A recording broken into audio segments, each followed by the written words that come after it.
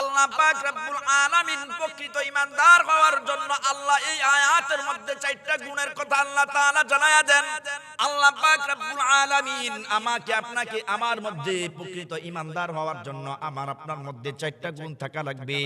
চার গুণের মধ্যে এক নাম্বার গুণ হচ্ছে ইযা যুকিরাল্লাহ ওয়াজিলাত কুলুবুহুম। আল্লাহ বলেন চার গুণ ঈমানদার এবং মুসলমানের মধ্যে যদি চারটা গুণ থাকে, চারটা গুণের অধিকারী যদি কোনো ব্যক্তি হয়, কোনো বান্দা হয়, আমি আল্লাহ ওই বান্দাকে প্রকৃত ঈমানদারের ঘোষণা দিয়া দিলাম। ওই চার গুণের মধ্যে এক নাম্বার গুণ হচ্ছে ইযা যুকিরাল্লাহ। ইযা যুকিরাল্লাহ, যখন আল্লাহর নাম স্মরণ করা হবে, আল্লাহর নাম স্মরণ করার সাথে সাথে ওয়াজিলাত কুলুবুহুম, তোমার হৃদয়ের মধ্যে কম্পন সৃষ্টি হয়ে যাবে।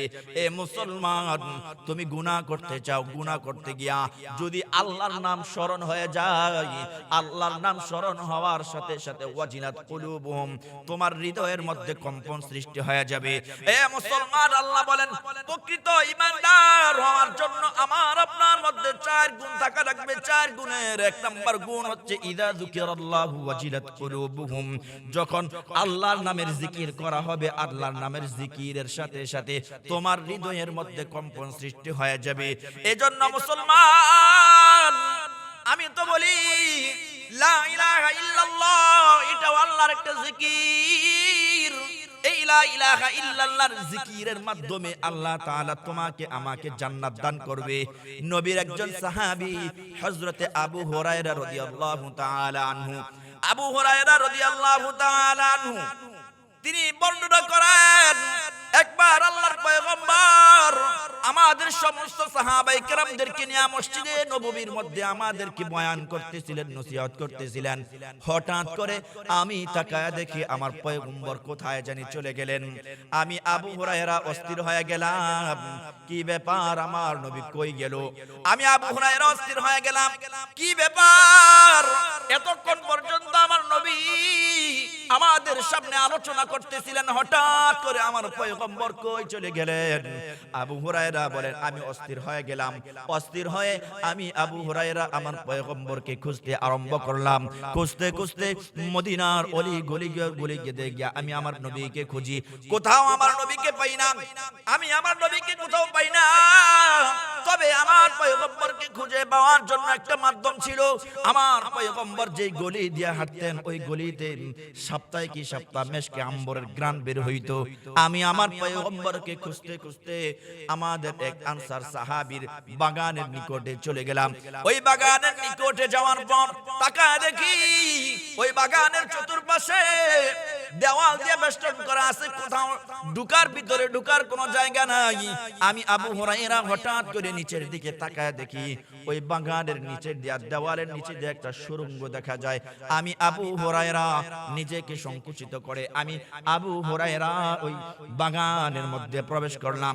বাগানের মধ্যে প্রবেশ করার পর আমি তাকায় দেখি আমার পয়গম্বর একটা উঁচু জায়গার মধ্যে বসে পা গুলো নিচের দিকে দিয়ে এভাবে ধুলাইতেছেন। আল্লাহর পয়গম্বর আমাকে দেখে ডাক দিয়া বলে, এরে আবু হুরায়রা, তুমি বুঝে এখানে চলে আসছো রে আবু হুরায়রা? আমি আল্লাহর পয়গম্বরকে ডাক দিয়া বলি, ইয়া রাসূলুল্লাহ, ওগো পয়গম্বর, আপনি আমাদের মাঝে বয়ান করতেছিলেন, গো নবী নসিহত করতেছিলেন, হঠাৎ করে আপনাকে যখন দেখতে পাই না, আমি আবু হুরায়রার হৃদয়ের মধ্যে অস্থিরতা তৈরি হয়ে গেল। আমি আবু হুরায়রা আপনাকে মদিনার গলিতে খুঁজতে আরম্ভ করলাম। ও নবী, কোথাও না পেয়ে আমি হাঁটতে হাঁটতে এখানে চলে আসছি।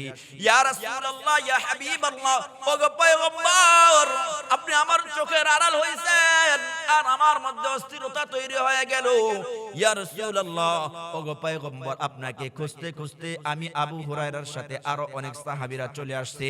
আল্লাহর পয়গম্বর ডাক দিয়ে বলে, এ আবু হুরায়রা, তুমি আমাকে এত ভালোবাসো রে আবু হুরায়রা? আবু হুরায়রা আল্লাহর পয়গম্বরকে ডাক দিয়া বলে, ইয়া রাসূলুল্লাহ, ইয়া হাবিবাল্লাহ, ওগো পয়গম্বর, আপনি যদি বলেন তাহলে আমি আবু হুরায়রা আপনার জন্য আপনার জীবনটাকে, আমার জীবনটাকে কুরবান করে দিব। এ মুসলমান, এই আবু হুরায়রা আমার নবীকে কত ভালোবাসতেন, কত মুহাব্বত করতেন।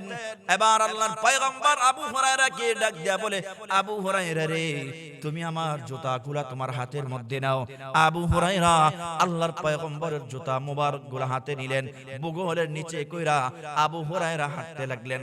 আল্লাহর পয়গম্বর আবু হুরায়রাকে ডাক দিয়া বলেন, এ আবু হুরায়রা শুনো রে, আবু হুরায়রা আমি আজকে তোমাকে এমন একটা কথা বলবো, যে কথাটা তুমি এই বাগান থেকে বের হওয়ার পর যত সাহাবীরা আছে সমস্ত সাহাবীর সামনে সর্বপ্রথম যাকে এই কথাটা বলবা, তাকে গিয়া যার সাথে তোমার সর্বপ্রথম সাক্ষাৎ হবে, তাকে গিয়া তুমি এই কথাটা বলে দিবা, মান ক্বালা লা ইলাহা ইল্লাল্লাহ দাখালাল জান্নাহ। এ আবু হুরায়রা, যার সাথে তোমার সর্বপ্রথম সাক্ষাৎ হবে তাকে বলবা, মান ক্বালা লা ইলাহা ইল্লাল্লাহ, যে ব্যক্তি একবার লা ইলাহা ইল্লাল্লাহ পাঠ করবে, আমি নবী বলে দিলাম আমার ওই উম্মতের জন্য জান্নাতটা ওয়াজিব হয়ে যাবে।